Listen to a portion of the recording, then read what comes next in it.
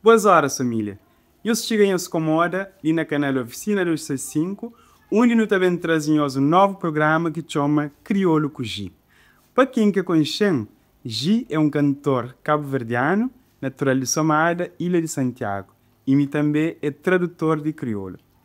E na Crioulo com Gi, nós também aprende crioulo de maneira descontraída, com músicas, curiosidades, cultura, notícias e muito mais.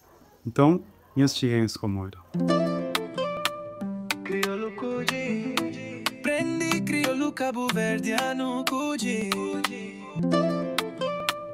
Crioulo Cuji. Esses dias, Lin sojava na Facebook uma publicação que TCV faz de uma cobertura que se fazia o lançamento de novo livro de Germano Almeida, que era um livro que chamava Os Dois Irmãos e foi traduzido para crioulo, variante Ilha de Santiago, onde foi com o nome Dos Armum.